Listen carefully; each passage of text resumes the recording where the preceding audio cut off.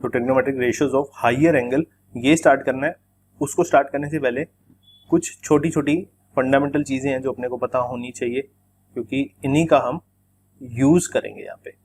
ठीक है, अगर ये चीज़ें अपने को क्लियर हो गई तो फिर अपने को कन्वर्ट करना भी आएगा हायर एंगल को लोअर एंगल में। तो सबसे पहले देखना 4 क्वाड्रेंट है, ये वाला first quadrant, second quadrant, third quadrant and fourth quadrant.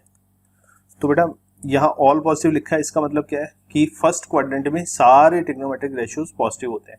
मतलब कि अगर कोई भी फर्स्ट क्वाड्रेंट का एंगल है, मतलब थीटा कोई एंगल है और मैंने बोला कि थीटा फर्स्ट क्वाड्रेंट में लाई करता है, ठीक है, तो फिर उसके लिए साइन थीटा भी पॉजिटिव वैल्यू देगा, कॉस थीटा भी पॉजिटिव वैल्यू देगा, टेन थीटा भी पॉजिटिव वैल्यू देगा, ऐसे ही सारे के सारे पॉजिटिव वैल्यू देंगे। ठीक है, 6 के 6 ट्रिग्नोमेट्रिक रेशियोज का वैल्यू पॉजिटिव आएगा, नेगेटिव नहीं आएगा। ठीक है, ऑल पॉजिटिव। फिर हमने बोला कि अगर यही थीटा सेकंड क्वाड्रेंट का एंगल हो जाए तो फिर क्या होगा, फिर साइन एंड कॉसेक पॉजिटिव होंगे, सिर्फ साइन एंड कॉसेक। मतलब साइन थीटा का वैल्यू पॉजिटिव आएगा, कॉसेक थीटा का वैल्यू पॉजिटिव आएगा। बट इसके अलावा अगर आपने टेन थीटा ले लिया तो उसका वैल्यू भी नेगेटिव आ जाएगा।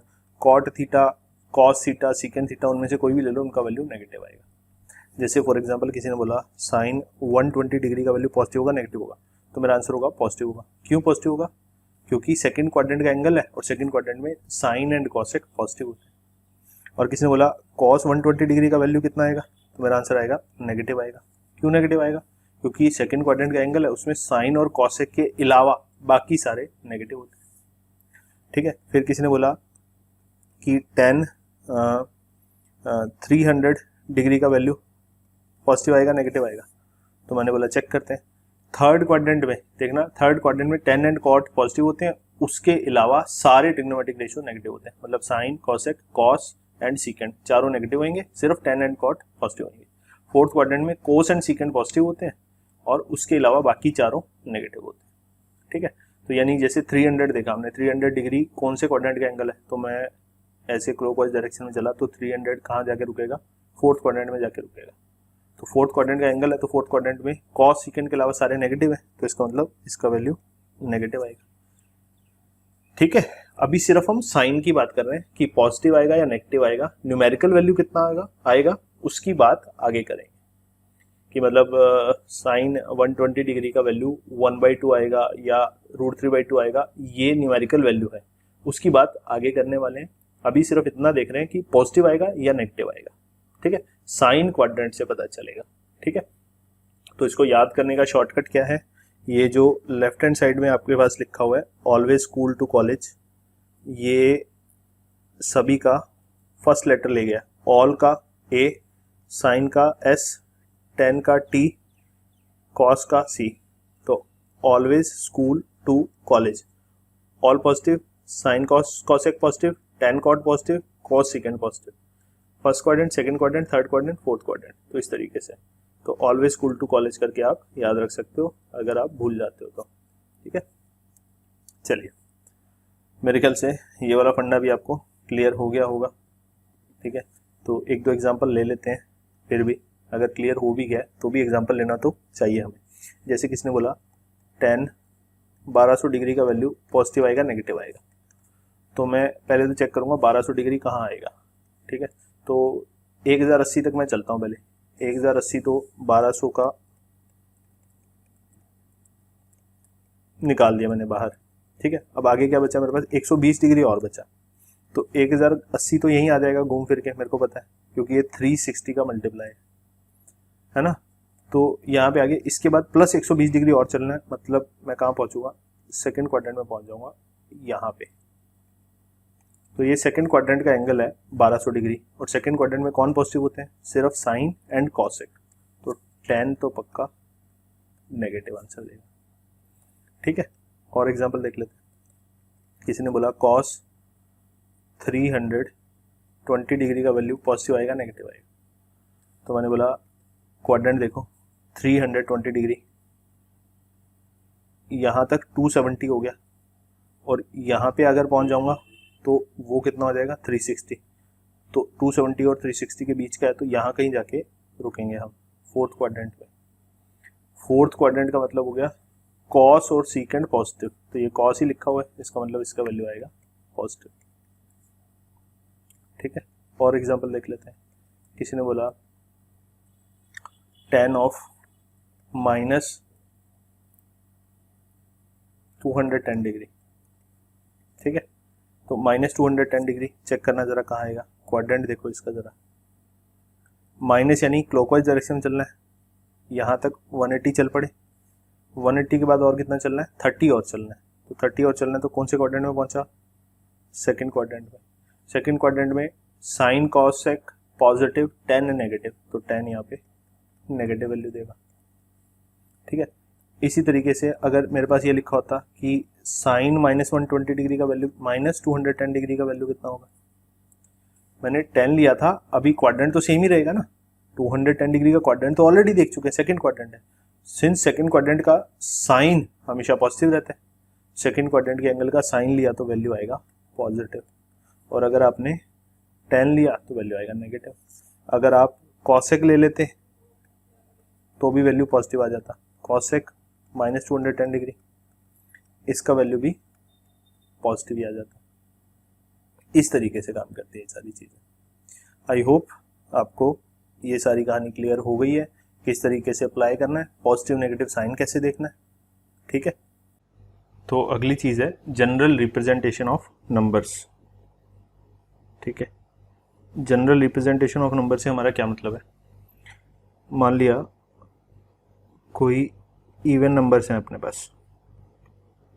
ठीक है, तो इवन नंबर्स कौन कौन से होते हैं हमारे पास, एक तो होता है 2, 4, 6, 8, 10, 12, इस तरीके से वो सारे नंबर्स जो 2 के मल्टीपल्स होते हैं, या फिर 0 भी इवन नंबर माना जाता है, या फिर नेगेटिव नंबर्स में -2, -4, -6, -8 एंड सो ऑन, ऐसे नंबर्स जो 2 से डिवाइड किए जा सकते हैं। ठीक है, ऐसे नंबर्स को बोलते हैं इवन नंबर्स। तो इन सब नंबर्स में एक कॉमन बात है, एक कॉमन बात ये है कि ये सारे के सारे 2 से डिवाइड किए जा सकते हैं। तो इनमें एक 2 का फैक्टर तो पक्का होगा ही होगा, उसके अलावा कोई और इंटीजर ज़रूर होगा। अगर मैं इन सारे नंबर्स को एक जनरल फॉर्म में लिखना चाहूँ, ठीक है, जनरल फॉर्म या फिर कॉम्पैक्ट फॉर्म भी बोल सकते हैं, तो जनरल फॉर्म में मैं इनको ऐसे लिख सकता हूँ, 2n टाइप के जो नंबर्स होंगे वो सारे नंबर्स इवन नंबर्स होंगे, क्योंकि n अगर कोई इंटीजर है तो उसको 2 से मल्टीप्लाई कर दूं तो हमेशा एक इवन नंबर आएगा। ठीक है, तो यहाँ पे हमें n साथ में स्पेसिफाई करना बहुत ज़रूरी है कि n क्या है। तो अपने बोलेंगे कि for all n belongs to integer. n belongs to integer का मतलब कि n इज़ अ इंटीजर। तो अपने शॉर्टकट में मैथमेटिक्स में ये सिंबॉलिक फॉर्म यूज़ करते हैं। तो n बिलोंग्स टू इंटीजर का मतलब है कि n इज़ एन इंटीजर। और इंटीजर कौन कौन से होते हैं, इंटीजर होते हैं 0, 1, 2, 3, 4, ये सारे, -1, -2, -3 एंड सो ऑन, ये सारे नंबर्स को इंटीजर बोलते हैं। अगर किसी को ये नंबर लाइन के बारे में ये सारी बातें क्लियर नहीं है तो फिर मेरा नंबर सिस्टम वाला लेक्चर जाके लगाओ। ठीक है, तो वहाँ पे आपको ये सारी बातें क्लियर हो जाएंगी। तो n, ये जो e लिखा है मैंने, इस सिंबल का मतलब होता है belongs to. n belongs to set of integers, ये लिखा हुआ है n belongs to set of integer. इसका मतलब है कि n इनमें से कोई भी इंटीजर हो सकता है। तो n की इनमें से कोई भी वैल्यू उठा के अगर मैं 2n में डाल दूं तो मुझे हमेशा एक इवन नंबर मिलेगा। जैसे अगर मैं n की जगह 1 डाल दूं तो मुझे 2 मिल जाएगा, n की जगह 2 डाल दूं तो मुझे 4 मिल जाएगा, 3 डाल दूं तो 6 मिल जाएगा, 4 डाल दूं तो 8 मिल जाएगा, 5 डाल दूं तो 10 मिल जाएगा एंड सो ऑन। तो शॉर्टकट में मैं इन सारे नंबर्स को कलेक्टिवली ये बोल सकता हूँ कि ये 2n को रिप्रेजेंट कर सकते हैं ना, या फिर ऐसा बोल सकते हैं कि 2n इवन नंबर्स को रिप्रेजेंट करेगा, जहाँ पे n कोई भी एक इंटीजर होगा, यानी कि n की जगह कोई भी इंटीग्रल वैल्यू डाल दो तो आपको इनमें से कोई ना कोई इवन नंबर मिल जाएगा। तो अगर मुझे सारे इंटीजर एक साथ शॉर्टकट में रिप्रेजेंट करने हैं तो मैं उनको लिखूंगा 2n for all n belonging to integer, मतलब n की एक एक करके सारी इंटीग्रल वैल्यू डालोगे तो आपको सारे इंटीजर यहाँ पे मिल जाएंगे, जितने भी इंटीजर नंबर लाइन पे एग्जिस्ट करते हैं। ठीक है, इस तरीके से। तो जनरल फॉर्म हो गया 2n। तो ये 2n एक टाइप है, 2n यानी इवन नंबर का एक टाइप है ना। तो सिमिलरली अगर मुझे ऑड नंबर रिप्रेजेंट करना हो तो ऑड नंबर को कैसे रिप्रेजेंट करूंगा मैं? ऑड नंबर्स 2 से डिवाइड नहीं किए जा सकते, ऐसे नंबर्स जो 2 से डिवाइड नहीं करते या फिर 2 से डिवाइड करने पे 1 रिमाइंडर देते हैं। तो 1 रिमाइंडर देंगे तो मैं ऐसा कर सकता हूँ कि इवन नंबर्स में अगर मैं एक जोड़ दूँ, इवन नंबर में अगर एक जोड़ दूँ तो पक्का फिर वो 2 से डिविजिबल तो नहीं होगा, या फिर इवन नंबर में से एक घटा दूँ तो भी वो 2 से डिविजिबल नहीं होगा। तो फिर जितने भी 2n+1 टाइप के नंबर हैं, 2n+1 टाइप के नंबर हैं, वो सारे के सारे 2 से डिवाइड करने पे 1 रिमाइंडर छोड़ेंगे, 2 से डिवाइड करने पे 1 रिमाइंडर छोड़ेंगे। तो इस तरह के नंबर्स को बोलते हैं ऑड नंबर्स। तो यहाँ पे भी लिखना पड़ेगा फॉर ऑल। फॉर ऑल का एक सिंबल होता है n belong to integer, for all n belonging to integer, ये साथ में लिखना बहुत ज़रूरी है। तो तभी अपने बोलेंगे कि सारे ऑड नंबर्स मिलेंगे। अगर n की सारी इंटीग्रल वैल्यू डालूंगा तभी मुझे सारे ऑड नंबर्स मिलेंगे, अदरवाइज मुझे सारे ऑड नंबर्स नहीं मिलेंगे। फॉर ऑल का ऐसे उल्टा ए इस तरीके का एक सिंबल बनाते हैं, इसी को भी फॉर ऑल पढ़ते हैं अपने। ठीक है, तो अगर ये सिंबल लिखा हुआ है तो उसका मतलब भी लिखा है for all n belongs to integer. ठीक है, आई होप आपको इतनी बात समझ आ गई है। अच्छा, अब आप एक एक करके n की वैल्यू डालना चालू करो। मैंने n की एक वैल्यू डाली, मान लिया मैंने n की जगह इंटीजर कोई भी 0 डाल दिया, तो 0 डाला तो मुझे 1 मिला, और अगर यहाँ 1 डाला तो मुझे 3 मिला, यहाँ पे 2 डाला तो 4 + 1 5 मिला, और यहाँ पे 3 डाला तो 6 + 1 7 मिला। देखो ऑड नंबर्स मिल रहे हैं, 9 11 एंड सो ऑन, इस तरीके से मिलते जाएंगे। फिर 0 से शुरू किया था हमने, फिर मैंने बोला -1 डाल के देखो, जैसे ही मैंने यहाँ -1 डाला तो बना -2 + 1, तो -2 + 1 कितना हो जाएगा? -1, तो मुझे -1 मिल गया, ये भी ऑड नंबर है। फिर n की जगह -2 डालो तो बनेगा कितना? -4 + 1, तो बस क्या बनेगा यहाँ पे? -4 + 1, तो इसका मतलब -3 बनेगा। एंड सो ऑन करते चले जाओ, एक एक करके इंटीग्रल वैल्यू डालोगे तो आपको सारे ऑड नंबर्स मिलते जाएंगे। तो अगर कोई मुझे बोले शॉर्टकट में मुझे इवन नंबर्स रिप्रेजेंट करने हैं तो मैं क्या बोलूँगा? 2n for all n belonging to integer. कोई बोले मुझे ऑड नंबर्स रिप्रेजेंट करने हैं तो मैं क्या बोलूँगा शॉर्टकट में? 2n+1 टाइप के number for all n belonging to integer. ये सारे ऑड नंबर्स को रिप्रेजेंट करेंगे कलेक्टिवली। तो मुझे अब बार बार 1 3 5 7 9 ये इतना बड़ा सीरीज नहीं लिखना पड़ेगा, है ना, डैश डैश लगा के, है ना, क्योंकि इन्फिनिट नंबर है तो उनको शॉर्टकट में रिप्रेजेंट करने का एक तरीका मिल गया हमें। और अब हम हमेशा ये कॉम्पैक्ट फॉर्म यूज़ करेंगे इवन नंबर को रिप्रेजेंट करने के लिए और ऑड नंबर को रिप्रेजेंट करने के लिए।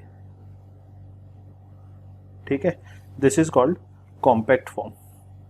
अच्छा, अब मैंने ये भी बोला था कि अगर मैं 2n में से 1 घटा दूं, यानी इवन नंबर में से 1 घटा दूं, तब भी मुझे ऑड नंबर ही मिलेगा।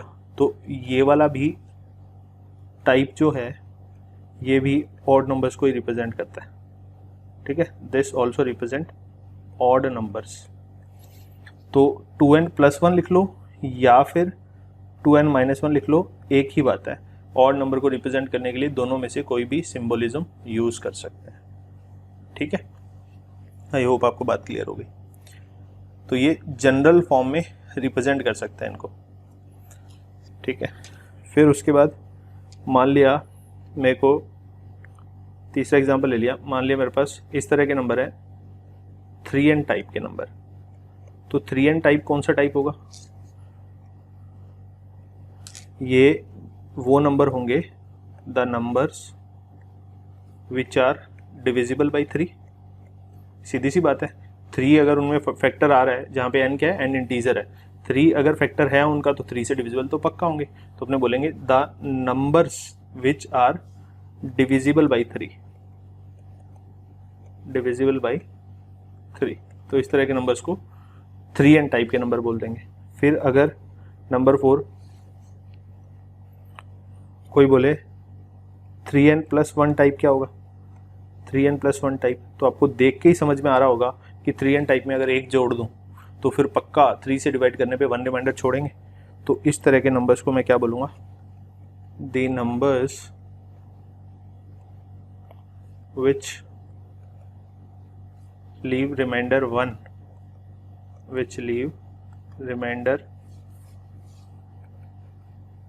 1 when divided by 3, ठीक है, when divided by 3, ठीक है।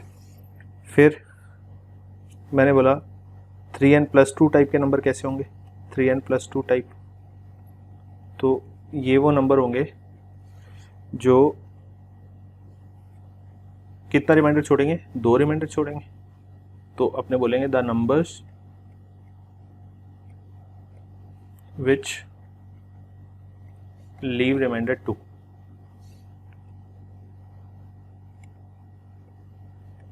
ठीक है, when divided by 3,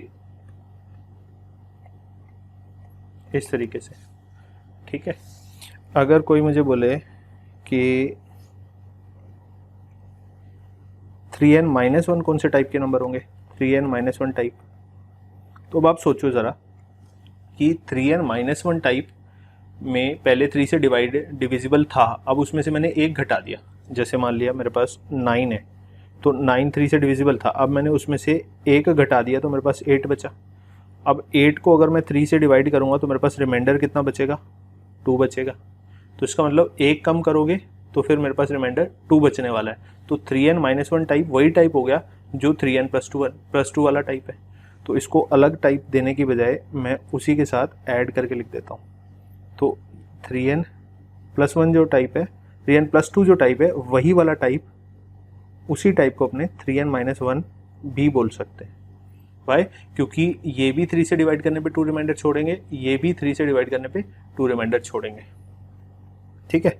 अच्छा, अब यहाँ पे एक बात हमेशा ध्यान रखना कि इन सारे केसेस में for all n belonging to integer, ये तो हम हमेशा साइड बाई साइड बोल ही रहे हैं, ये तो इन सारे केसेस में सही है। इस केस में, इस केस में, इस केस में, जितने भी केस डिस्कस करेंगे उन सब में n की सारी इंटीग्रल वैल्यू 1 by 1 डालेंगे तो अपने को वो सारे नंबर्स मिलते रहेंगे।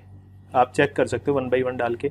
जैसे 3n-1 टाइप हमने पकड़ लिया, ठीक है, ये मान लिया 3n-1 टाइप पकड़ लिया। अब इसमें एक एक करके n की इंटीग्रल वैल्यू डालते जाओ, आपको हमेशा वही नंबर मिलेंगे जो 3 से डिवाइड करने पे 2 रिमाइंडर छोड़ेंगे। जैसे कि फॉर एग्जांपल मान लिया मैंने इसमें 1 डाल दिया, n की जगह 1 डाला तो मेरे को क्या मिलेगा, 2 मिलेगा।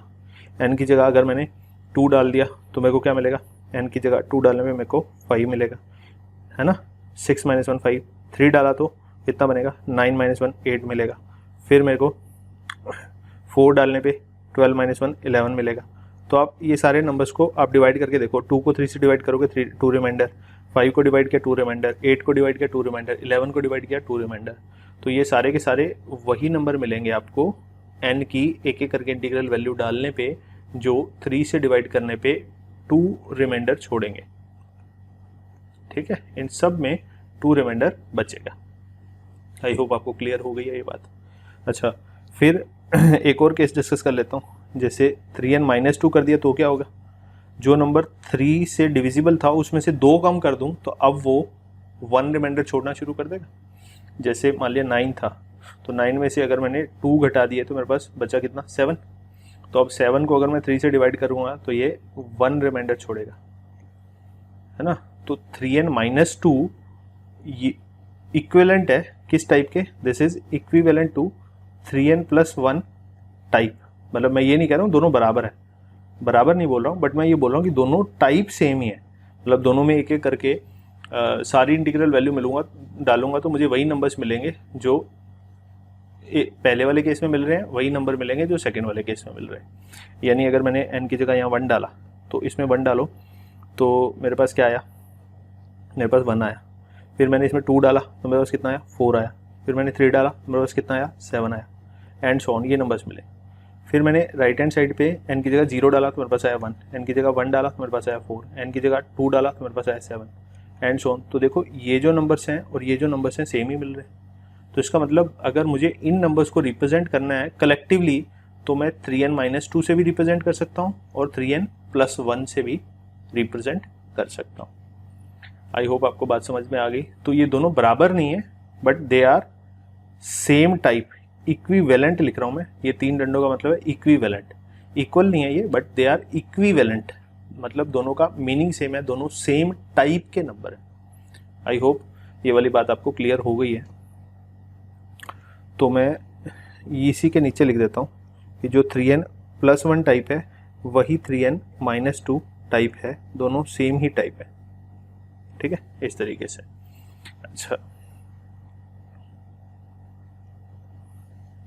चलिए फिर कुछ और एग्जांपल ले लेते हैं। मान लिया मेरे को किसी ने बोला 4n+2 कौन सा टाइप होगा। ये वो टाइप होगा जो 4 से डिवाइड करने पे 2 रिमाइंडर छोड़ेंगे, है ना। ये तो आपको देख के पता चल रहा होगा।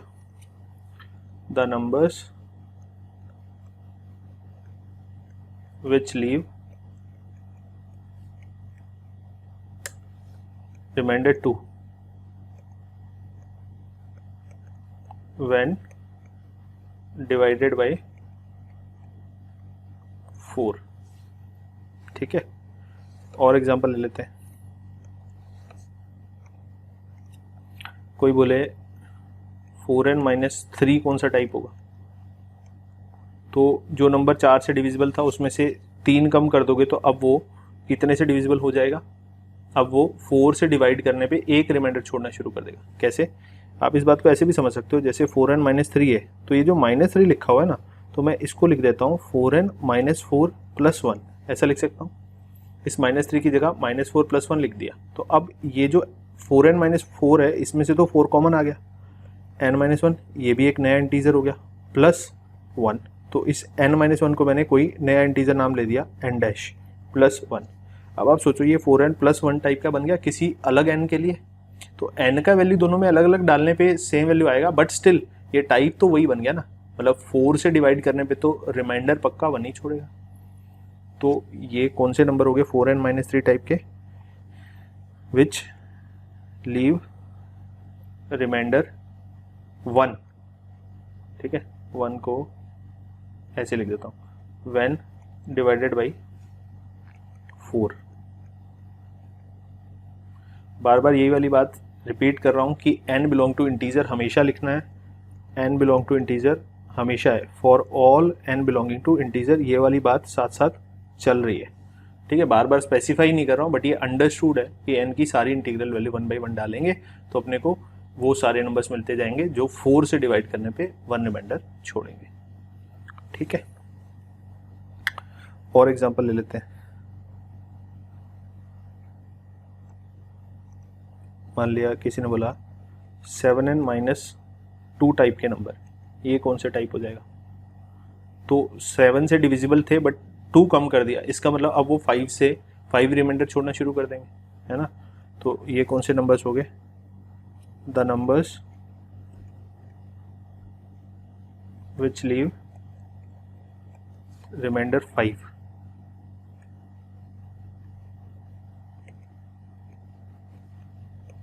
when divided by 7, when divided by 7।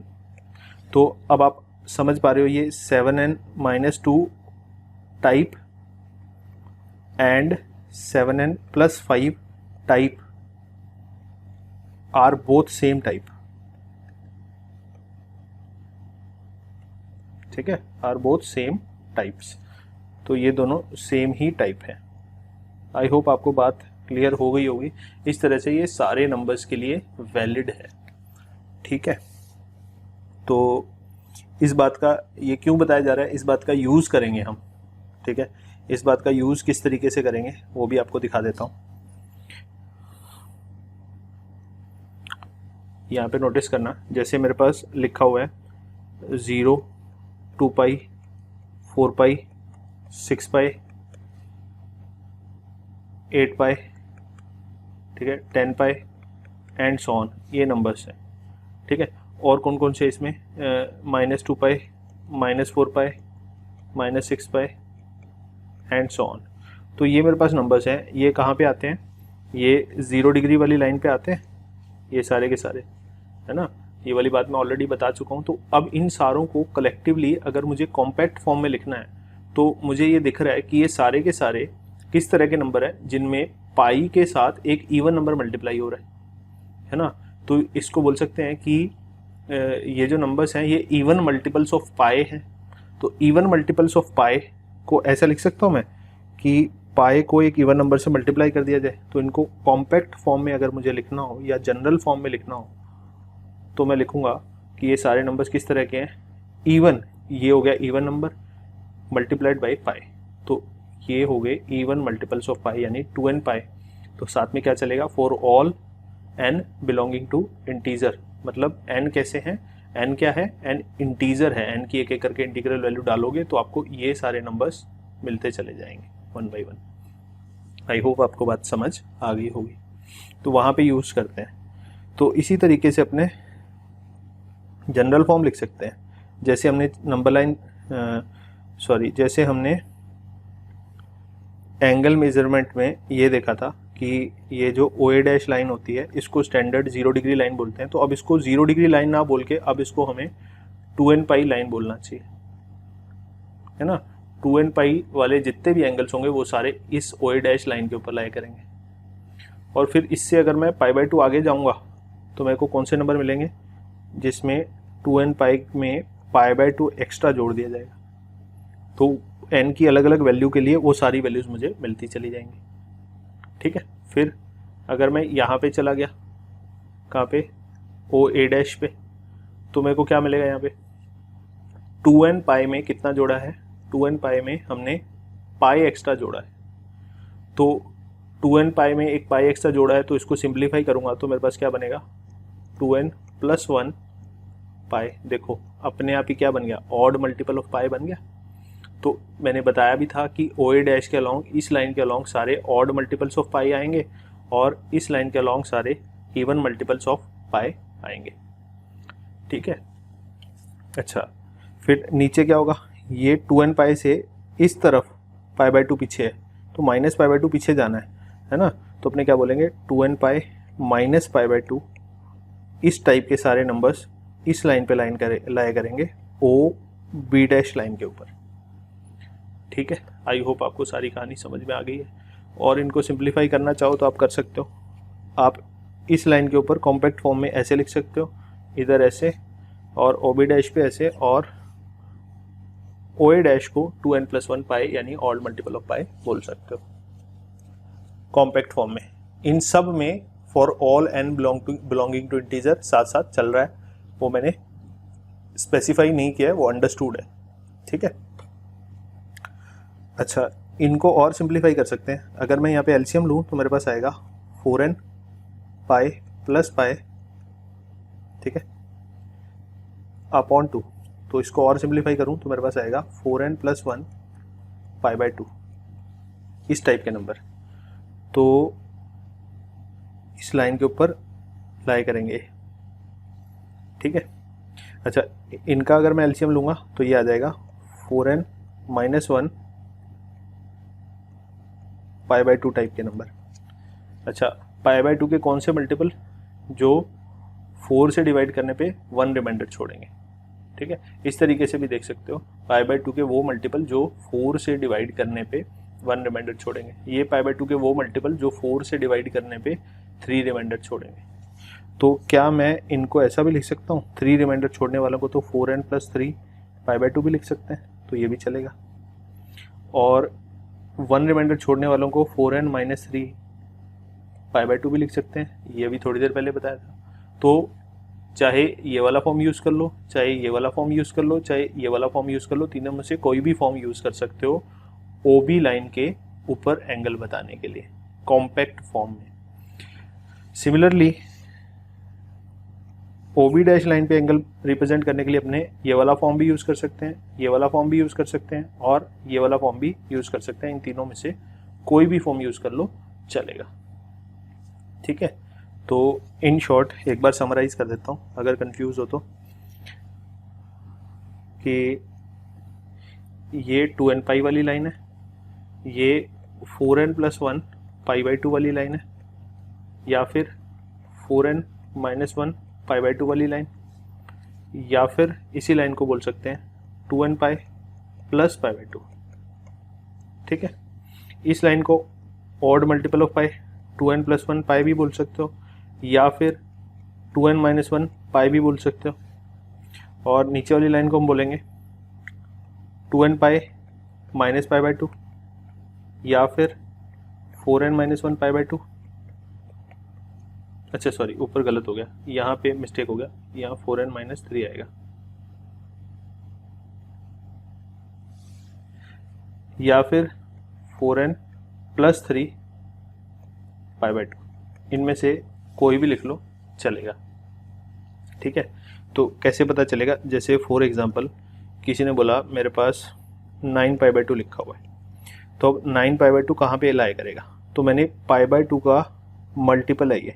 ठीक है, अगर पाई का मल्टीपल हुआ तो इस लाइन पे या फिर इस लाइन पे लाई करेगा, क्योंकि पाई का इवन मल्टीपल इधर होता है, ऑड मल्टीपल इधर होता है। लेकिन अगर π/2 का मल्टीपल है तो वो या तो ऊपर लाई करेगा या फिर वो नीचे लाई करेगा। तो अपने को पता करना ऊपर लाई करेगा नीचे लाई करेगा। अगर 1 रिमाइंडर छोड़ेगा तो ऊपर लाई करेगा, और 4 से डिवाइड करने पे अगर 3 रिमाइंडर छोड़ेगा तो नीचे लाई करेगा। तो ये 4 से डिवाइड करने पे अपने को दिख रहा है 9 जो है π/2 का मल्टीपल देखना है।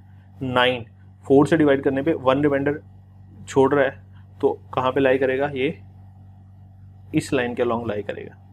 ठीक है, तो आप इन लाइंस के नाम लिख लो कोई भी।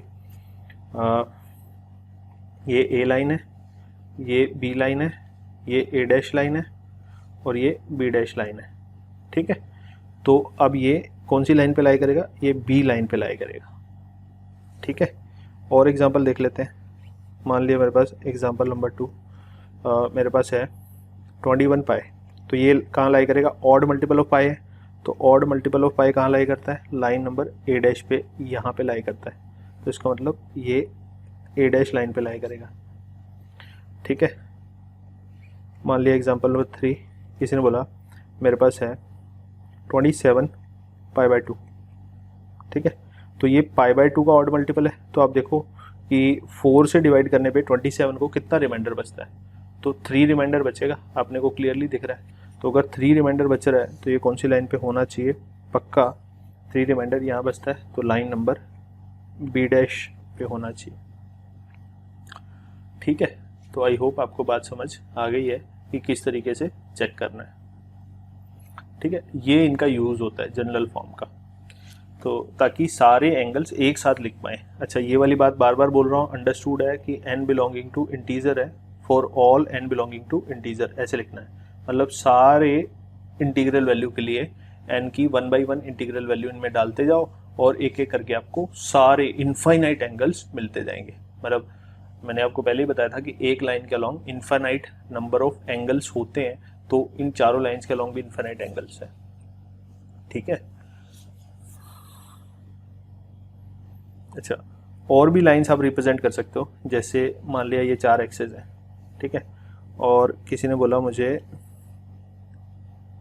ये यहाँ पे 30 डिग्री पे एक लाइन है। ठीक है, तो इसके ऊपर जो एंगल होगा, इस लाइन के अलॉन्ग जो एंगल होगा, उसको जनरल फॉर्म में कैसे रिप्रेजेंट करूँगा? तो मेरे को पक्का पता है कि ये वाली लाइन तो पक्का 2n पाई वाली लाइन है।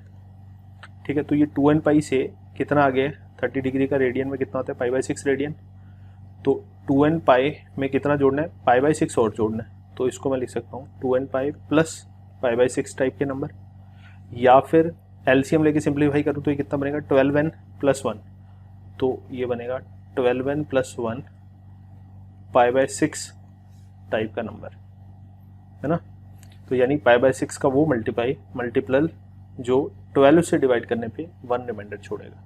तो इस टाइप के नंबर, तो आप सिंपली इस टाइप में लिखोगे तो ये ज़्यादा इजी है रिप्रेजेंट करने में। तो मैं रेकमेंड करता हूँ कि आप इसी फॉर्म को ज़्यादातर जगहों पे यूज़ करने की कोशिश करें, because this is easier to understand, है ना। 2n पाई से बस π/6 आगे चले जाओ और सीधा सीधा अपने को ये मिल जाएगा।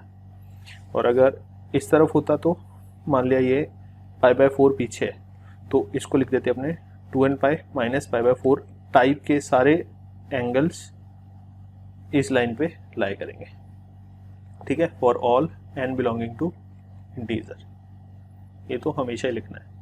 आई होप ये सारी बातें आपको क्लियर हो गई हैं, ठीक है। अच्छा, एक दो इंपॉर्टेंट बातें और बताना चाहता हूँ आपको, ठीक है। नोट नंबर 1, ठीक है, ध्यान से सुनना ज़रा। अगर मेरे पास जैसे 2π/3 लिखा हुआ है, ठीक है, तो 2π/3 में अगर मैं π/3 और जोड़ दूं, 2π/3 में अगर मैं π/3 और जोड़ दूं तो मुझे पाई मिल जाएगा। तो आपको इस चीज़ पे ध्यान रखना है न्यूमरेटर में, ठीक है। यानी कि अगर मान लिया मेरे पास 3π/8 लिखा है, तो मैं सीधा सीधा इसको पाई में से घटाऊंगा तो मेरे पास क्या आना चाहिए, तो मेरे को डिनोमिनेटर में से न्यूमरेटर का मल्टीपल घटाना है। तो मेरे को सीधा सीधा पाई में से घटाने पे जो नंबर मिलेगा वो आ जाएगा। तो यानी 5π/8 इसका आंसर होना चाहिए। तो मैंने क्या किया, ये 5 कैसे आया, डिनोमिनेटर में से न्यूमरेटर में जो पाई का मल्टीपल है उससे घटा दिया, तो पाई में से घटाने पे जो बचेगा वो आ जाएगा, ठीक है। जैसे अगर मुझे पाई में से 3π/11 को घटाना हो तो मेरा सीधा सीधा आंसर क्या होना चाहिए, 8π/11। कैसे आई ये, 11 में से 8 घटा दिया, वो 8 यहाँ पे लगा दिया, इस तरीके से, ठीक है। अगर मेरे पास लिखा हुआ है 4π/7, तो इसको अगर मैं पाई में से घटाऊं तो मेरे पास आंसर क्या आना चाहिए, 3π/7, इस तरीके से। तो ये कुछ इंपॉर्टेंट बातें हैं जो आप समझिए। जैसे मेरे पास 4π/3 लिखा है, तो मेरे को 3 तो अलग सीधा सीधा ही दिख रहा है कि 3π + पाई है, तो मेरे को सीधा सीधा दिखना चाहिए पाई से π/3 आ गया है। अगर मेरे पास 8π/3 लिखा है, तो मेरे को सीधा सीधा दिखना चाहिए कि 2π तो मैं अलग कर दिया 6π से, तो मेरे पास बचेगा कितना, 2π/3 अलग से बचेगा, ठीक है। तो ये वाली कैलकुलेशन अगर आपको जल्दी जल्दी आएगी आगे चल के तो बहुत हेल्पफुल रहेगी बड़े एंगल को छोटे एंगल में कन्वर्ट करने के लिए, ठीक है। तो ये कुछ इंपॉर्टेंट छोटी छोटी बातें होती हैं जो आपको ध्यान रखनी है, ठीक है। और भी होती हैं बट मैं ऑप्टिमम नंबर ऑफ बातें बताऊंगा, बहुत ज़्यादा डिटेल में नहीं जाएंगे क्योंकि नॉन मेडिकल में ज़रूरत पड़ती है उसकी। मेडिकल में आपको ये बेसिक बातें पता रहेंगी तो बहुत हेल्प हो जाएगी, ठीक है। और ज़्यादा डिटेल में नहीं, मैंने एक ही पॉइंट बताया, बहुत सारे और पॉइंट होते हैं वो यहाँ पे आपको बताने की ज़रूरत नहीं है, ठीक है। तो आप जो जो बता रहा हूँ, कोई बच्चा ये नहीं सोचेगा कि ये सारी बातें मेडिकल में ज़रूरत नहीं पड़ेगी। मैं उतनी ही बातें बता रहा हूँ जो नीट में मेडिकल में ज़रूरत पड़ेगी, उसके अलावा उससे एक्स्ट्रा बाहर की कोई भी फालतू बात नहीं बताऊँगा, ठीक है। तो नॉन मेडिकल के बच्चों के लिए अलग से कोर्स बनेगा, बट फिजिक्स में जितनी चीज़ों की ज़रूरत पड़ेगी वो सारी यहाँ पे बताई जाएगी, उससे ना एक कम ना एक ज़्यादा बताऊँगा। तो जितनी बता रहा हूँ सारी ध्यान से करनी है, ठीक है। ये नहीं सोचना है कि सर से ज़्यादा जानता हूँ मैं, ठीक है। तो एक्सपीरियंस से जितनी जितनी चीज़ें जहाँ जहाँ यूज़ होती हैं, कैलकुलेशन फास्ट करने में कुछ चीज़ें यूज़ होती हैं, तो वो सारी चीज़ें यहाँ पे सोच समझ के आपको बताई जा रही हैं, ठीक है। तो इनकी जैसे जैसे बता रहा हूँ वैसे वैसे प्रैक्टिस करते रहिए तो डेफिनेटली आपको समझ आएगा कि अच्छा सर ने ये वाली चीज़ पहले बताई थी तो आज काम आ रही है ये, तो कहीं ना कहीं जाके डेफिनेटली ये काम आएगी आगे, ठीक है। तो for this stage just keep trusting on me, ठीक है। तो अगली चीज़ है conversion of higher angle into lower angles. यानी इसका मीनिंग क्या हुआ कि अगर मान लिया अपने को साइन 750 डिग्री का वैल्यू पूछ लिया, तो साइन 750 डिग्री को छोटे एंगल में कैसे कन्वर्ट करना है और छोटे एंगल में कन्वर्ट करके उसका वैल्यू कैसे कैलकुलेट करना है वो बताया जाएगा। अगर किसी ने साइन 120 डिग्री का वैल्यू पूछ लिया तो उसका वैल्यू साइन 30 डिग्री में कन्वर्ट कैसे करना है वो बताया जाएगा। अगर किसी ने आपको कॉस 135 डिग्री का वैल्यू पूछ लिया तो वो कैसे कैलकुलेट करना है वो आपको बताया जाएगा, ठीक है। तो हायर एंगल को लोअर एंगल में कैसे कन्वर्ट करते हैं और कन्वर्ट करके जो हमने पीछे टेबल देखा था उसकी हेल्प से वैल्यूज़ निकालेंगे। उसके लिए दो बेसिक चीज़ें अपने को पहले से पता होनी चाहिए थी, वो दोनों ही चीज़ें हमने देख ली हैं। पहली चीज़ जो हमने अभी थोड़ी देर पहले देखा कि कॉम्पैक्ट एंगल्स कॉम्पैक्ट फॉर्म में किस तरीके से लिखते हैं, जनरल फॉर्म में किस तरीके से लिखते हैं एंगल्स को। और दूसरी चीज़ हमने उससे भी पहले देखी थी, जो सबसे पहली चीज़ हमने इस टॉपिक में देखी थी। अच्छा, तो उसके लिए हमें दो चीज़ों की ज़रूरत पड़नी थी। पहली चीज़ हमने ऑलरेडी देख ली है कि कौन से क्वाड्रेंट में कौन सा ट्रिग्नोमेट्रिक रेशियो पॉजिटिव या फिर नेगेटिव होता है। और दूसरी चीज़ हमें देखनी थी कि कॉम्पैक्ट फॉर्म में नंबर्स को कैसे लिखते हैं, यानी बहुत सारे अगर एंगल्स हमारे पास प्रेजेंट हैं तो उन सारे एंगल्स को कलेक्टिवली शॉर्टकट में किस तरीके से लिखते हैं। तो ये दोनों चीज़ें हमें पता चल गई हैं, तो इनका हम यूज़ करेंगे अब इस चीज़ में। ठीक है, सबसे पहले अपने पास ये एक टेबल बना हुआ है, यहाँ पे लेफ्ट साइड में आप देख सकते हैं। ठीक है, तो इस टेबल को ध्यान से देखें। मैंने फर्स्ट कॉलम में ट्रिग्नोमेट्रिक रेशियो है और सेकंड कॉलम में कॉम्प्लीमेंट्री ट्रिग्नोमेट्रिक रेशियो है। तो मैं ऑलरेडी आपको बता ही चुका हूँ कि साइन का complementary trigonometric ratio cos theta होता है, कॉस का साइन होता है, टेन का कॉम्प्लीमेंट्री कॉट होता है, कॉट का कॉम्प्लीमेंट्री टेन होता है, सीकेंड का कॉम्प्लीमेंट्री कॉसेक होता है, कॉसेक का कॉम्प्लीमेंट्री सीकेंड होता है। तो जो ट्रिग्नोमेट्रिक रेशियो है उसको टी से रिप्रेजेंट करेंगे। अगर टी ट्रिग्नोमेट्रिक रेशियो है तो उसके कॉम्प्लीमेंट्री को हम टी सी से रिप्रेजेंट करेंगे। टी के ऊपर ये अपर सबस्क्रिप्ट लगा देंगे छोटा सा सी। ठीक है, तो टी सी का मतलब टी का कॉम्प्लीमेंट्री, टी का कॉम्प्लीमेंट्री, यानी अगर टी साइन को रिप्रेजेंट कर रहा है तो टी सी कॉस को रिप्रेजेंट करेगा, यानी कि अगर टी कॉस थीटा को रिप्रेजेंट कर रहा है तो टी सी साइन थीटा को रिप्रेजेंट करेगा। ठीक है, तो ये रिलेटिवली एक दूसरे के साथ जुड़े हुए हैं।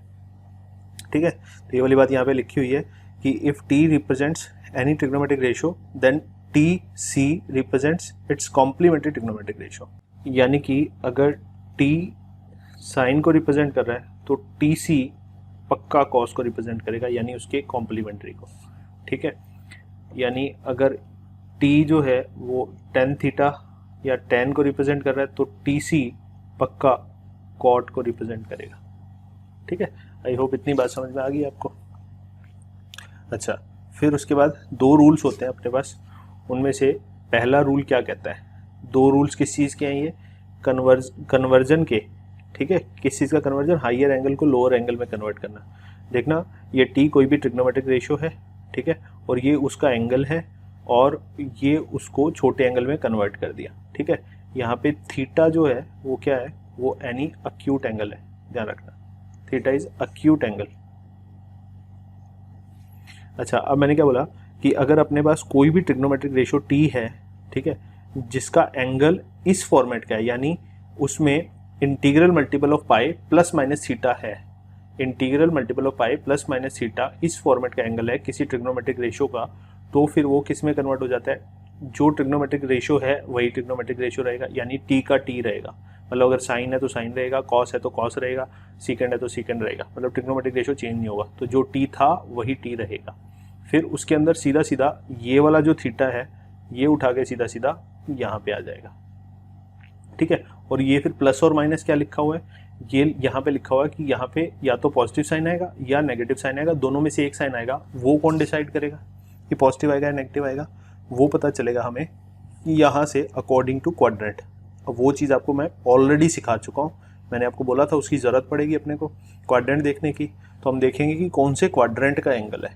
ठीक है, उस क्वाड्रेंट का फिर देखेंगे कि साइन लेना है या कॉस लेना है, तो अगर साइन लिया हुआ है तो उस क्वाड्रेंट में साइन पॉजिटिव होता है या नेगेटिव होता है, कॉस है तो कॉस पॉजिटिव होता है या नेगेटिव होता है, वो चेक करेंगे, उसके अकॉर्डिंग ये वाला साइन आएगा। ठीक है, तो देखना किसको है, इसको देखना है, क्योंकि वैल्यू निकाल रहे हैं इसका।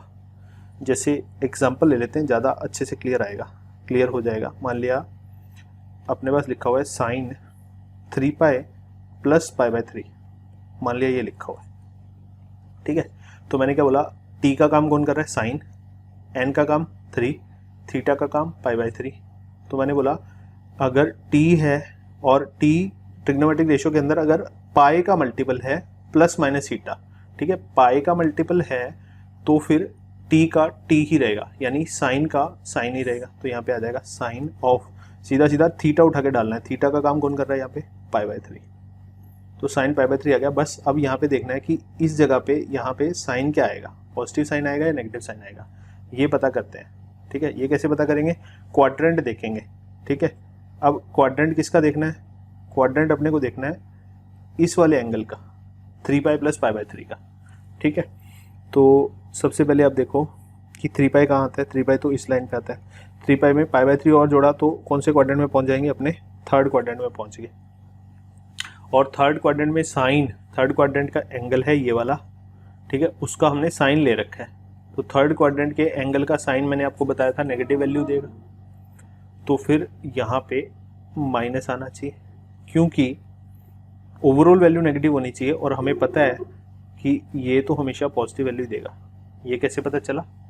क्योंकि आपको ये बात भी बताई थी कि फर्स्ट क्वाड्रेंट का अगर एंगल होगा थीटा, अगर इस क्वाड्रेंट में लाई करेगा तो इस क्वाड्रेंट में तो ऑल पॉजिटिव होते हैं, ये वाली बात बताई थी, है ना। ऑल पॉजिटिव का मतलब सारे ट्रिग्नोमेट्रिक रेशियो फर्स्ट क्वाड्रेंट के एंगल्स के लिए पॉजिटिव होते हैं। और अक्यूट एंगल थीटा मैंने ऑलरेडी बता चुका हूँ कि अक्यूट एंगल है, तो अगर अक्यूट एंगल है तो फिर वो फर्स्ट क्वाड्रेंट का एंगल है और फर्स्ट क्वाड्रेंट का एंगल हमेशा पॉजिटिव वैल्यू देगा। और अगर ये पॉजिटिव वैल्यू है तो इसको नेगेटिव बनाने का एकमात्र तरीका है कि इसके आगे एक माइनस लगा दो। ठीक है, आई होप आपको ये कहानी समझ आई होगी। एक आध एग्जांपल और लेते हैं और अच्छे से समझने के लिए।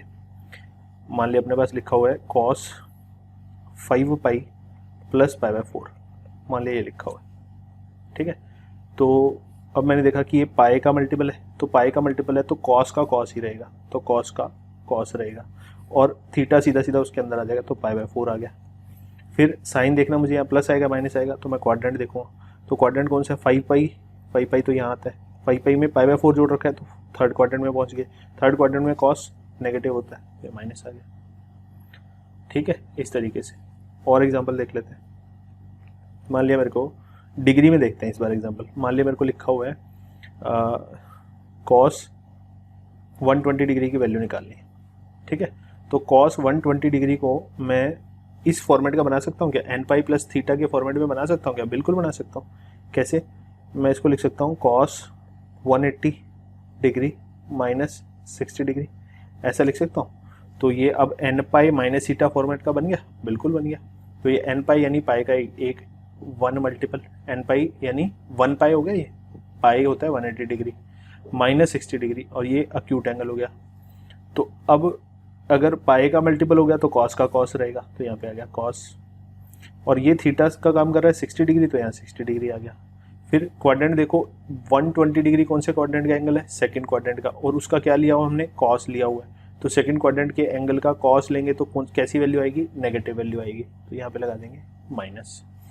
ये आपकी कॉस 120 डिग्री की वैल्यू आ गई। और आपको पता है, अच्छा, और आपको ये भी पता है कि कॉस 60 डिग्री की वैल्यू होती है 1/2, तो इसकी वैल्यू आ गई -1/2। और ये मैं कई बार बता भी चुका हूँ, वेक्टर्स पढ़ाया था, वहाँ भी बताया था कि cos 120 डिग्री की वैल्यू -1/2 होती है। तो इस तरीके से निकाली जा सकती है।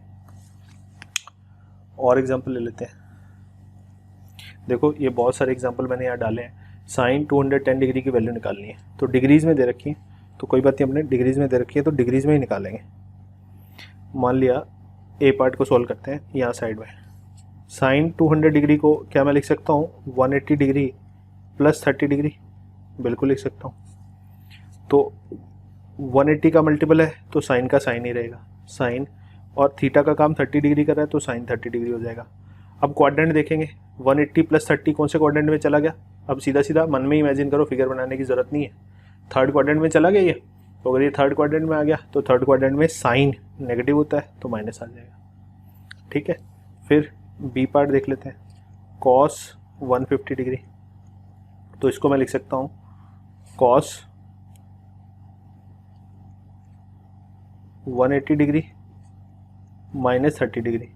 180 का मल्टीपल बनाना है मुझे, ठीक है, इस तरीके से लिख सकता हूँ। तो 180 का मल्टीपल हो गया तो इसका मतलब कॉस का कॉस ही रहेगा, तो यहाँ पे तो आ जाएगा सीधा सीधा कॉस थीटा का काम 30 डिग्री कर रहा है, कॉस 30 डिग्री।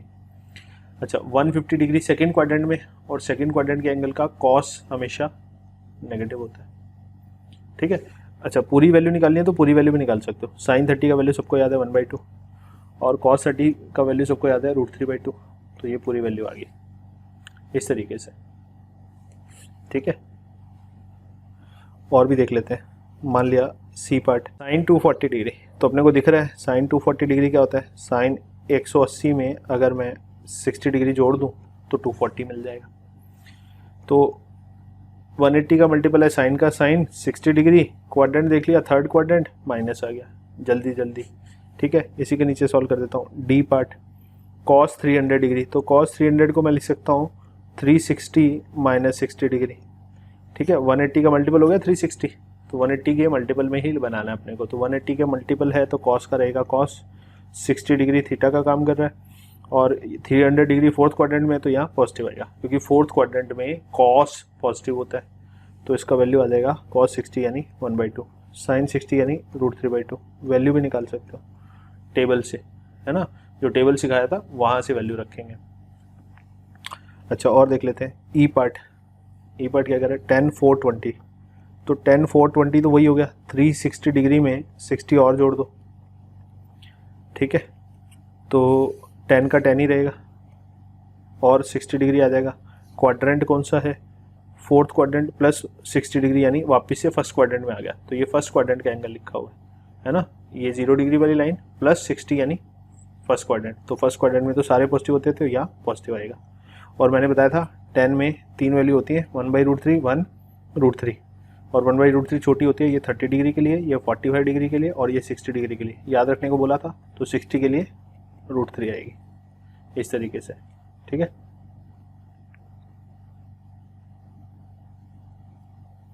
अच्छा, ई पार्ट हो गया, फिर एफ पार्ट, सीकेंड या सेक 330। तो सेक 330 को भी अपने लिख सकते हैं सेक 360 डिग्री -30 डिग्री, ठीक है। तो सेक का सेक ही रहेगा, 30 डिग्री आ जाएगा। और कौन सा क्वाड्रेंट है, फोर्थ क्वाड्रेंट है, तो फोर्थ क्वाड्रेंट में सेक पॉजिटिव होता है। और कॉस 30 डिग्री का वैल्यू होता है √3/2, उसका रेसिप्रोकल कर दो 2/√3, ठीक है। तो ये वैल्यू आ गया। जी पार्ट, कॉट 315 डिग्री, तो 315 डिग्री को मैं क्या लिख सकता हूँ, 360 में से 45 कम है, 360 डिग्री -45 डिग्री, तो कॉट का कॉट ही रहेगा क्योंकि 180 का मल्टीपल है। 45 डिग्री आ जाएगा यहाँ पे थीटा की जगह पे। और क्वाड्रेंट देख लेते हैं, 315 डिग्री कौन से क्वाड्रेंट में आएगा, फोर्थ क्वाड्रेंट में। फोर्थ क्वाड्रेंट में कॉट नेगेटिव होता है, तो ये आ गया, इसका वैल्यू 1 होता है। कॉट 45 डिग्री का याद रखने को बोला था, -1 आ गया, ठीक है। टेबल से आया ये एच की जगह आ गया 10 510 डिग्री, ठीक है। अब इसको क्या लिख सकते हैं हम, 10 540 होता है 18 × 3, ठीक है, 18 × 3 होता है 54, तो 180 × 3 करेंगे तो 540 आ जाएगा। तो 540 का नियरेस्ट मल्टीपल लिखना है, तो मैं इसको लिख सकता हूँ 3 × 180 डिग्री यानी 540 डिग्री। 540 से कितना कम है, 30 कम है, -30 डिग्री, ऐसा लिख सकता हूँ, है ना। तो ऐसा करने पे अब मेरे पास क्या आएगा, 180 का मल्टीपल है तो 10 का 10 ही रहेगा, 30 डिग्री आ जाएगा यहाँ पे। और क्वाड्रेंट चेक कर लो एक बार कौन सा है, 3 × 180 डिग्री, तो 3 × 180 डिग्री ऑड मल्टीपल ऑफ 180 इस वाली लाइन पे आएगा। इस वाली लाइन से 30 कम है, 30 कम है तो इधर जाना है अपने को, है ना। -30 का मतलब है कि क्लॉकवाइज डायरेक्शन में जाओ। तो सेकंड क्वाड्रेंट में पहुंच गया। तो सेकंड क्वाड्रेंट के एंगल के लिए 10 नेगेटिव होता है, तो यहाँ आएगा माइनस, और 10 30 होता है 1/√3। ये आपका रिक्वायर्ड आंसर हो गया, ठीक है। अच्छा, फिर नेगेटिव एंगल्स के लिए भी चेक कर लेते हैं। 10 -150 डिग्री और कॉस -210 डिग्री। तो एक तो क्या था 10 -210 डिग्री, और दूसरा था कॉस माइनस कितना था, अच्छा उल्टा लिख दिया मैंने, ये -210 डिग्री था और ये 150 डिग्री, ठीक है। और क्वेश्चन लिख लेते हैं पहले। 585 680 cosec 585 degree and sine 680 degree, ठीक है। ये कैलकुलेट करना है अपने को, ठीक है।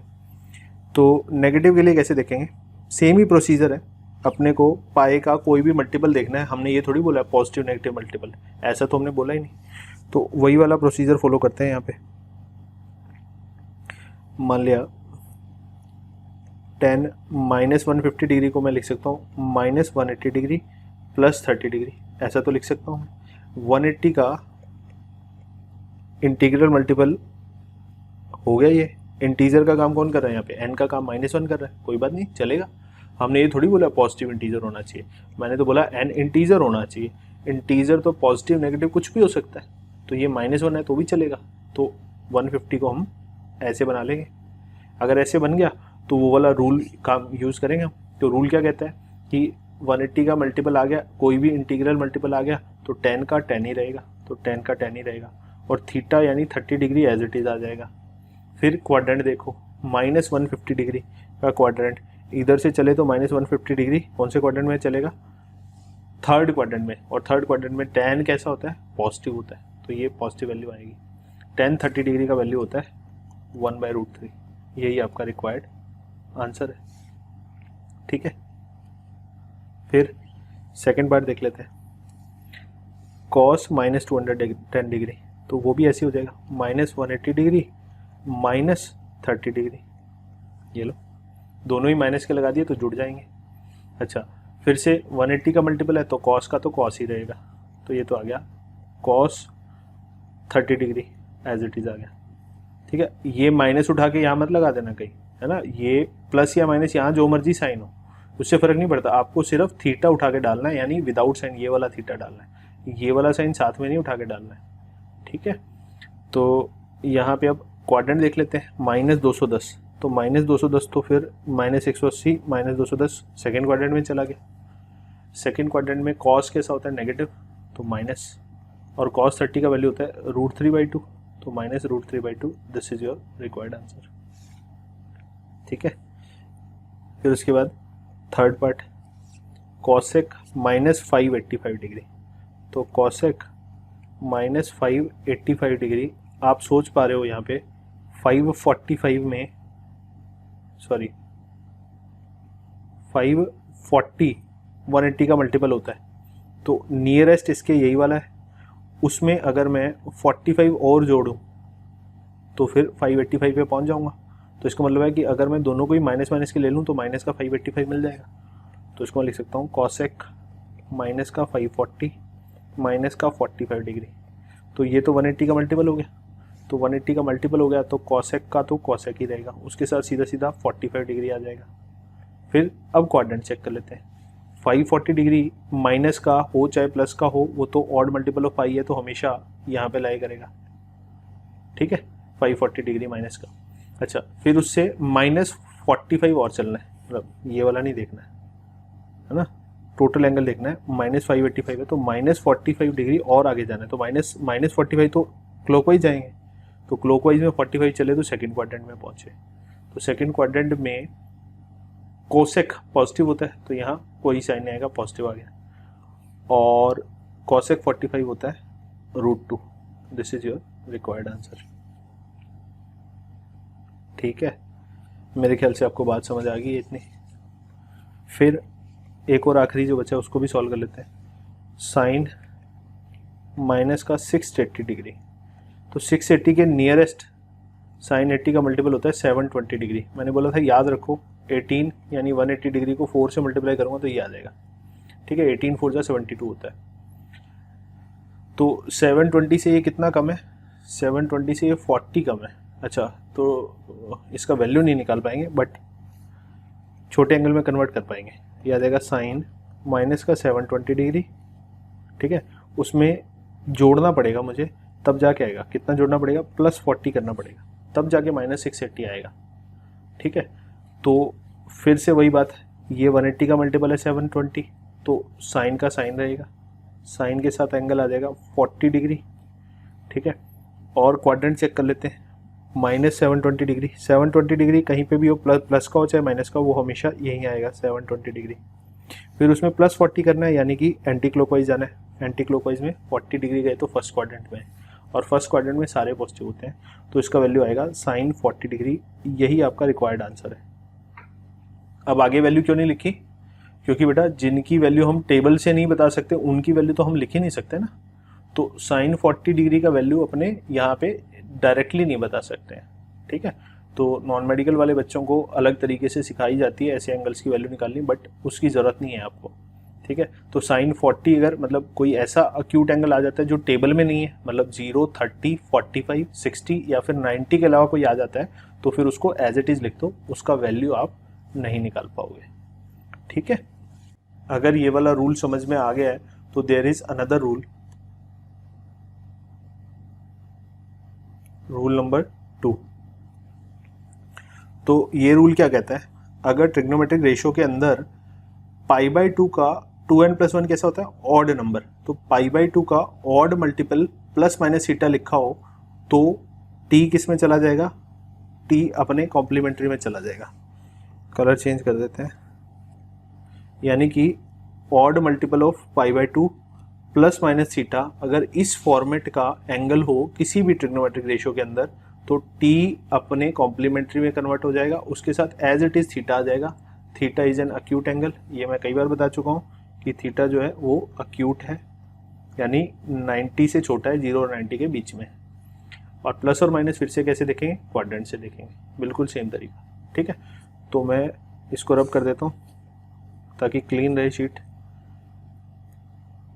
इसको रहने दो, एग्जाम्पल से करके समझाता हूँ। मान लिया मेरे पास लिखा हुआ है साइन π/2 का ऑड मल्टीपल, तो π/2 का ऑड मल्टीपल क्या होगा, जैसे मेरे पास लिखा हुआ है 3π/2 प्लस π/3, मान लिया लिखा हुआ है, तो ये 3π/2 कैसा हो गया, π/2 का ऑड मल्टीपल हो गया। ठीक है, तो अगर ये π/2 का odd multiple plus acute angle लिखा हुआ है तो π/2 का मल्टीपल होने की वजह से साइन अपने कॉम्प्लीमेंट्री यानी कॉस में बदल जाएगा और थीटा यानी π/3 एज इट इज आ जाएगा।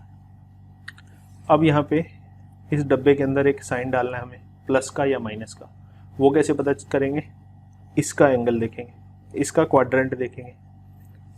तो 3π/2 कहाँ पे आता है, सबको पता है, यहाँ पे आता है 3π/2 यानी 270 डिग्री होता है, और उसमें π/3 और आगे जाना है, तो मैं फोर्थ क्वाड्रेंट में पहुँच गया। तो अगर फोर्थ क्वाड्रेंट में पहुँच गया तो फोर्थ क्वाड्रेंट में साइन तो नेगेटिव होता है, तो यहाँ पे माइनस साइन आ जाएगा इस तरीके से। तो डिफरेंस क्या है, बस कि अगर π/2 का मल्टीपल है तो अपने कॉम्प्लीमेंट्री में बदलना है, बस इतना सा डिफरेंस है। पहले अगर पाई का मल्टीपल था तो पाई का अगर मल्टीपल था तो फिर हमने ट्रिग्नोमेट्रिक रेशियो सेम रखा था, और यहाँ पे क्या करना है, अगर π/2 का ऑड मल्टीपल दिख गया तो अपने को ट्रिग्नोमेट्रिक रेशियो को अपने कॉम्प्लीमेंट्री में कन्वर्ट करना है, बस इतना सा चेंज है। ध्यान रखना π/2 का ऑड मल्टीपल होना चाहिए, इवन मल्टीपल नहीं हो सकता है, क्योंकि अगर π/2 का इवन मल्टीपल हो गया, यानी जैसे मान लिया 8 × π/2 कर दिया किसी ने, तो ये तो फिर पाई का ही मल्टीपल हो गया ना, ये तो कैंसिल होके पाई के मल्टीपल में कन्वर्ट हो जाएगा। इसीलिए हम बोल रहे हैं कि π/2 का इवन मल्टीपल नहीं होना चाहिए, क्योंकि इवन मल्टीपल तो फिर वो पाई का ही मल्टीपल हो जाएगा, इसलिए सिर्फ ऑड मल्टीपल के लिए वाली बात सही है। और एग्जांपल देख लेते हैं, मान लिया एग्जांपल नंबर 2, किसने बोला साइन मान लिया 120 डिग्री की ही वैल्यू निकालनी है। ठीक है, तो क्या मैं इसको लिख सकता हूँ साइन 90 डिग्री प्लस 30 डिग्री। अब सोचो π/2 होता है 90 डिग्री, है ना, तो ये π/2 का ऑड मल्टीपल होगा, यानी 90 डिग्री का ऑड मल्टीपल। ऑफ कोर्स मैं ये दोनों ही, ये वाला फॉर्मूला जो है दोनों ही डिग्री और रेडियन सिस्टम के लिए वैलिड है, ऐसा नहीं है कि डिग्री में अलग चलेगा रेडियन में अलग। तो मैं लिखा किसी एक फॉर्मेट में है, π/2 यानी रेडियन सिस्टम के लिए लिखा है, तो कोई बात नहीं, डिग्री सिस्टम के लिए भी वैलिड है ये वाला फॉर्मूला। ठीक है, तो 90 डिग्री यानी π/2 लिखा हुआ है, तो π/2 में अक्यूट एंगल जुड़ा हुआ है, तो π/2 का मल्टीपल है, इस वजह से साइन कॉस में चला जाएगा और थीटा यानी 30 डिग्री उसके साथ डायरेक्ट आ जाएगा। अब ये क्वाड्रेंट कौन सा हो गया, 90 + 30 120 का क्वाड्रेंट कौन सा होता है, सेकंड क्वाड्रेंट। तो सेकंड क्वाड्रेंट का साइन ले रखा है हमने, तो साइन का मतलब है पॉजिटिव वैल्यू आएगा, तो यहाँ पे प्लस आ जाएगा, इक्वल टू cos 30 होता है √3/2। ये आपका रिक्वायर्ड आंसर हो गया। बस उसके बाद एग्जाम्पल 3, मान लिया आपको दे दिया साइन 11π/2, मान लिया किसी ने ये दे दिया। ठीक है, अब पहले तो आप चेक करो 11π/2 को आप क्या लिख सकते हो, नहीं अच्छा ये तो लाइन के ऊपर आ जाएगा, एक सेकंड 11π/3 कर देता हूँ मैं इसको। ठीक है, 11π/3, तो मैं इसको कैसे लिख सकता हूँ, आप सोचना ज़रा। 11π/3 मैं 3 से डिवाइड करूँ अगर इसको, तो मेरे पास बचेगा 11 का 3 का नियरेस्ट मल्टीपल कौन सा होता है, आप सोचें ज़रा। एक तो 9 होता है, एक 12 होता है। 9 और 12 में से कौन ज़्यादा पास है? 12 ज़्यादा पास है। तो क्या मैं इसको ऐसा लिख सकता हूँ, 12 पाई माइनस पाई अपॉन 3, है ना। तो मेरे पास क्या बनेगा, साइन के अंदर 12 पाई बाई 3 कितना हो जाएगा, 4 पाई माइनस पाई बाई 3। तो देखो ये पाई का मल्टीपल हो गया। तो अगर ये पाई का मल्टीपल है तो रूल नंबर 1 लग जाएगा यहाँ पे। तो रूल नंबर 1 क्या कह रहा था, पाई का मल्टीपल हो तो साइन का साइन हो जाएगा और पाई बाई 3 डायरेक्ट आ जाएगा यहाँ पे, ठीक है। और क्या होगा, क्वाड्रेंट देखो अब इसका, क्वाड्रेंट कौन सा है, 4 पाई में से पाई बाई 3 घटा रहे हैं। तो 4 पाई तो कहाँ होता है, इस वाली लाइन पे होता है। माइनस पाई बाई 3 यानी फोर्थ क्वाड्रेंट में पहुँच गया। तो फोर्थ क्वाड्रेंट में तो साइन कैसा होता है, नेगेटिव होता है, तो यहाँ एक माइनस लगेगा। पाई बाई 3 यानी 60 डिग्री, तो माइनस √3/2 आंसर हो गया, ठीक है, इस तरीके से। अच्छा, पाई बाई 2 वाले और एग्जांपल देख लेते हैं।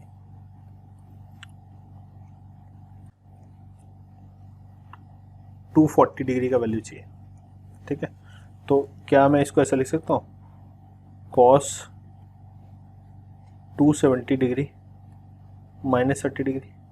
ऑफ कोर्स किसी बच्चे ने ये भी सोचा होगा कि cos 180 डिग्री प्लस 60 डिग्री लिख दो, तो दोनों से सेम ही आंसर आएगा, ठीक है, क्योंकि ये तो 90 का मल्टीपल है और ये 180 का मल्टीपल है। तो जो 90 का मल्टीपल है उसमें तो cos किस में चला जाएगा, साइन में चला जाएगा, साइन 30 आ जाएगा। साइन चेक करते हैं, साइन 240 कौन से क्वाड्रेंट आएगा, 270 से 30 कम है, तो ये थर्ड क्वाड्रेंट का है। तो थर्ड क्वाड्रेंट में cos नेगेटिव होता है, तो वैल्यू कितना आ जाएगा, माइनस साइन 30, ठीक है। और यहाँ पे अगर मैं इस फॉर्मूला से सॉल्व करता, मतलब दोनों ही तरीके से आंसर सेम आएगा। मतलब 180 का मल्टीपल है तो cos का cos ही रहेगा और उसके साथ 60 डिग्री आ जाएगा। अच्छा, फिर से एंगल कौन से क्वाड्रेंट का है, थर्ड क्वाड्रेंट का है, तो थर्ड क्वाड्रेंट में cos नेगेटिव होता है। और मैं ये ऑलरेडी बता चुका हूँ कि जो cos 60 डिग्री और sin 30 डिग्री आपस में बराबर होते हैं, तो दोनों का वैल्यू ही -1/2 होता है। तो आंसर तो दोनों ही केसेस में सेम आने वाला है, ठीक है, आंसर चेंज नहीं होगा, ठीक है। चाहे आप 180 का मल्टीपल लेके कर लो, चाहे आप 90 का मल्टीपल लेके कर लो, ठीक है। कुछ क्वेश्चंस में दोनों ही तरीके से किया जा सकता है, ठीक है। तो आई होप यहाँ तक की कहानी आपको अच्छे से क्लियर हो गई होगी।